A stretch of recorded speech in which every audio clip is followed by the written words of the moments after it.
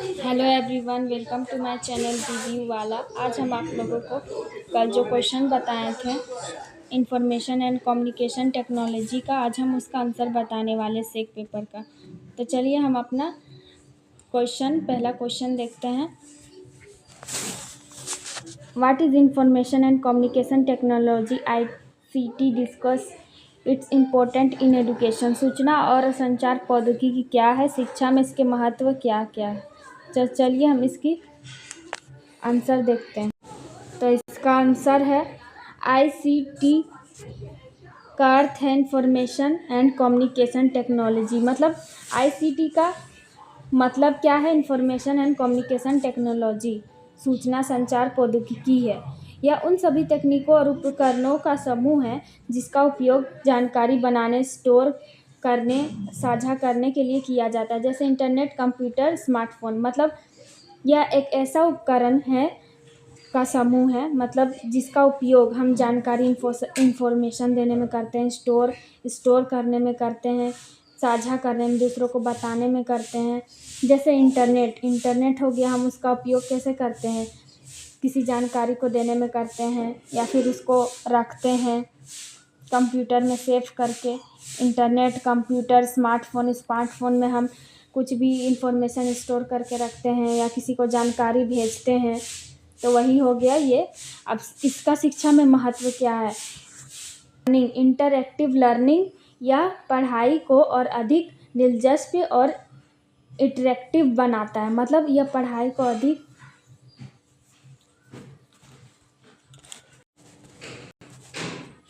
Interactive learning पढ़ाई को और अधिक दिलचस्पी और इंटरेस्टिंग बनाता है। मतलब इसमें दिलचस्प होता है, स्टूडेंट इंटरेस्ट होता है उसका, और इंटरेक्टिव बनाता है या अट्रैक्टिव बनाता है।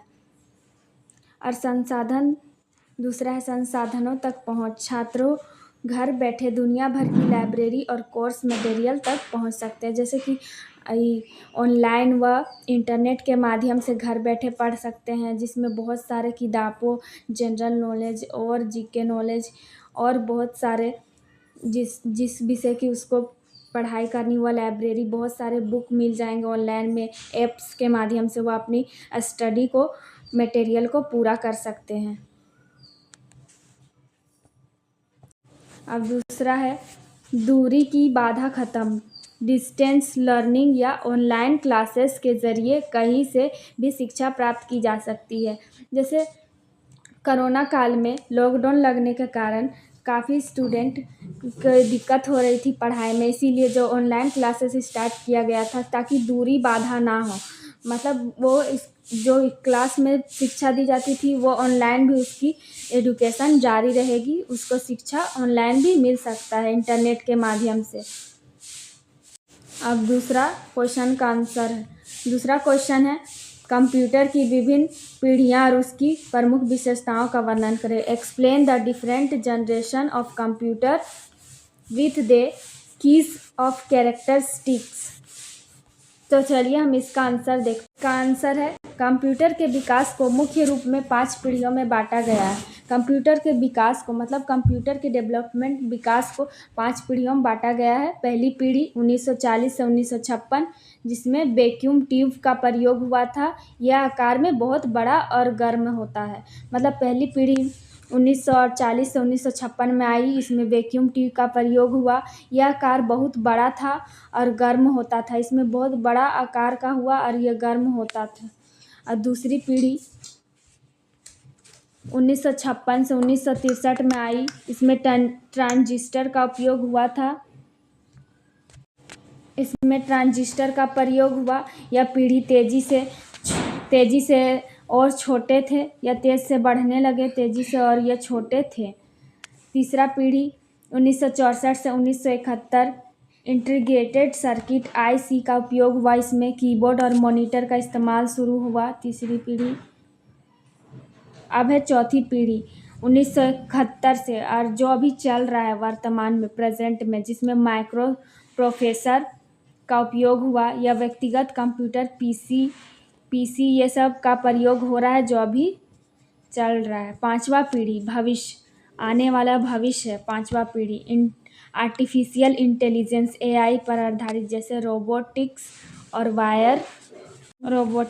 वायर्स पर है आधारित, मतलब रोबोट्स ये सब पर एआई के द्वारा भविष्य में आने वाली है 5वीं पीढ़ी।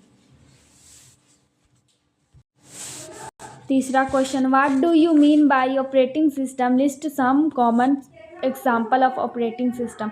ऑपरेटिंग सिस्टम से आप क्या समझते हो? ऑपरेटिंग सिस्टम के कुछ सामान्य उदाहरणों को देकर बताएं। चलिए हम इसका उत्तर देखते हैं। ऑपरेटिंग सिस्टम ओएस एक ऐसा सॉफ्टवेयर है जो कंप्यूटर हार्डवेयर यूजर उपयोगकर्ताओं के बीच इंटरफेस के रूप में कार्य करता है। इसके बिना कंप्यूटर का उपयोग करना संभव नहीं है। मतलब कंप्यूटर सिस्टम एक ऐसा सॉफ्टवेयर है जो कंप्यूटर यूजर्स को उपयोगकर्ताओं के बीच इंटरफेस के रूप में कार्य करता है। मतलब सॉफ्टवेयर और कंप्यूटर के यूजकर्ताओं के बीच कार्य करता है। इसके बिना कंप्यूटर का कार्य संभव नहीं है। इसके बिना कंप्यूटर का उपयोग करना संभव नहीं है। मतलब ऑपरेटिंग सिस्टम के बिना कंप्यूटर का उपयोग हम नहीं कर सकते।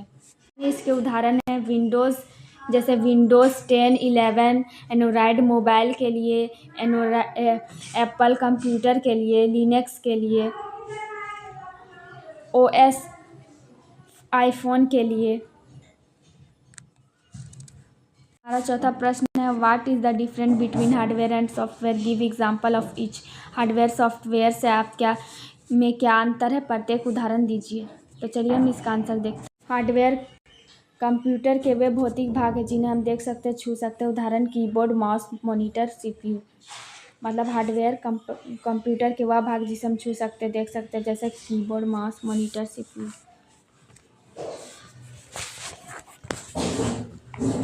Different between hardware and software, give example of each. Hardware और सॉफ्टवेयर से आप क्या समझते हैं, प्रत्येक उदाहरण दीजिए।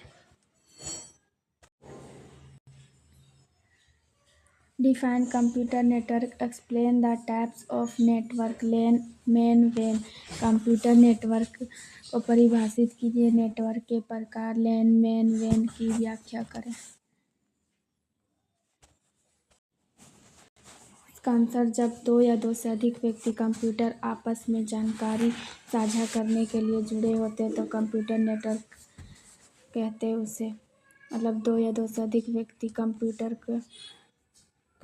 को चलाते हैं, इंफॉर्मेशन को एक जगह से दूसरी जगह भेजते हैं तो उसे कंप्यूटर नेटवर्क कहते हैं, जिसमें लेन, लोकल एरिया नेटवर्क या एक छोटे भौगोलिक क्षेत्र जैसे घर, स्कूल, ऑफिस तक सीमित होता है, या बहुत छोटे जगह तक सीमित होता है जैसे स्कूल, घर, ऑफिस तक सीमित होता है। मेट्रोपॉलिटन एरिया नेटवर्क या पूरे शहर या बड़े कैंपस को जोड़ता है, जैसे cable TV network. Wild area network या देश और महाद्वीपों को जोड़ता है। इंटरनेट इसका सबसे बड़ा उदाहरण है। यह पूरे देश को एक देश से दूसरे देश को जोड़ता है। इंटरनेट का सबसे बड़ा उदाहरण है। छठा प्रश्न है, इंटरनेट क्या है? आधुनिक दुनिया में इसके लाभों और हानियों की चर्चा करें। इंटरनेट दुनिया भर के लाखों कंप्यूटर का एक वैश्विक जाल है, ग्लोबल नेटवर्क है। इसके लाभ, जानकारी तक त्वरित पहुंच, online banking, e commerce, shopping, आसान संचार। मतलब इंटरनेट के लाभ है, जानकारी को पहुंचाता है तुरंत, online banking, e commerce, shopping करना, ऑनलाइन आसान संचार करना है। हानियाँ, साइबर अपराध, डेटा चोरी, समय की बर्बादी और गलत सूचनाओं का फैलाना। मतलब डेटा चोरी होना, हानि, समय की बर्बादी होना, गलत सूचनाएं, गलत इन्फॉर्मेशन फैलाना।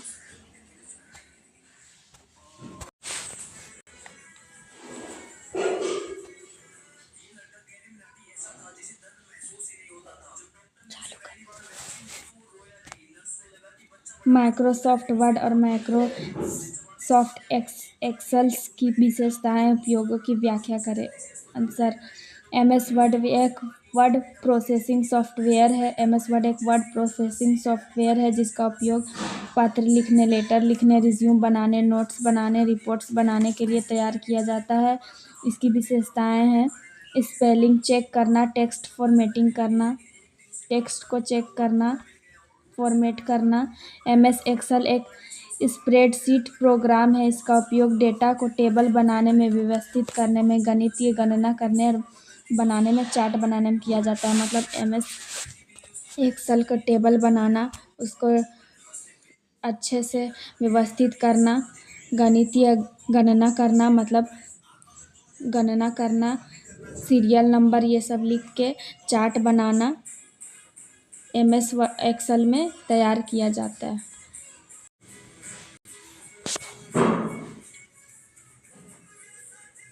अब आगे की वीडियो अगले वीडियो में मिलेगी, ताकि इसका आंसर लॉन्ग ना हो, इसीलिए इतना ही तक अभी के लिए।